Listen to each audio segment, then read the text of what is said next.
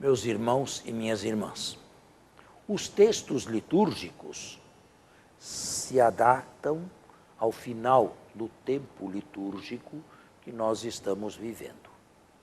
Hoje, o evangelista nos fala da ressurreição.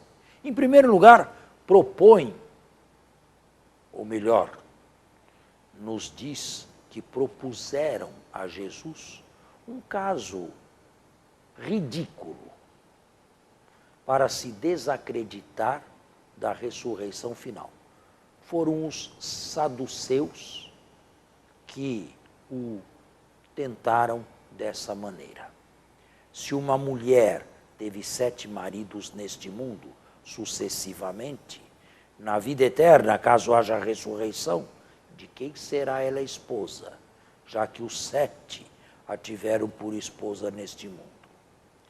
O mais importante não é o caso grotesco e ridículo proposto a Jesus. O mais importante é a resposta de Jesus. Deus não é Deus dos mortos. O Deus anunciado por Jesus não reina sobre um cemitério imenso que a cada dia que passa se torna mais cheio.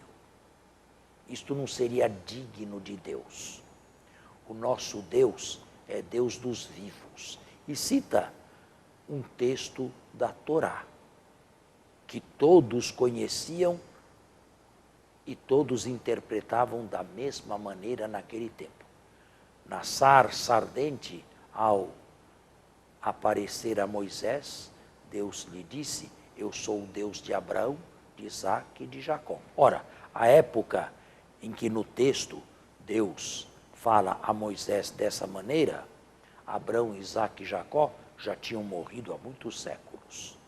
Mas, conclui Jesus, Deus não é Deus dos mortos. E por isso mesmo, esses patriarcas vivem, embora misteriosamente, para ele. E se Abraão, Isaque e Jacó vivem para ele, porque não é ele o Deus dos mortos, nós também ressuscitaremos. É interessante saber que o cristianismo foi contracorrente ao, no século I, afirmar a ressurreição corpórea. Porque a filosofia platônica média, falamos de um platonismo popular, insistia na imortalidade da alma, mas não na ressurreição da carne. E se pensava na alma como uma espécie de prisioneira de um corpo, do qual se libertaria no dia da própria morte. Assim pensava, sobretudo, Sócrates, cuja morte é-nos descrita pelo próprio Platão.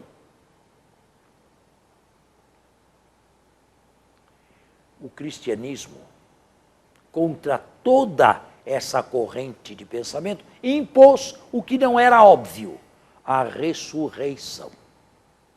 Hoje se dá mais razão ao cristianismo do que àquelas correntes. Mas então surge a pergunta: e entre a morte pessoal de alguém hoje e sua ressurreição no final dos tempos, como fica esta pessoa? A isto se deu, em teologia clássica, o nome de estado intermédio entre a morte atual e o final absoluto com a ressurreição. Muitas respostas foram ensaiadas, nenhuma delas se impôs. Nós devemos humildemente concluir que os autores do Novo Testamento não conjugaram bem imortalidade da alma com ressurreição final. Duas coisas se impõem. A morte não é sinônimo de aniquilamento, uma espécie de morte total, como querem certas correntes do protestantismo clássico. Morre o homem inteirinho e depois, no final, ressuscita o homem todo. A isto não se daria mais o título de ressurreição, mas sim de nova criação. Um elemento do ser humano, hoje podemos dizer numa linguagem mais tradicional, melhor, mais existencial, o nosso eu, o eu de cada um, é salvo no momento da morte. Misteriosamente, este eu é preservado. E, naturalmente, à espera da ressurreição.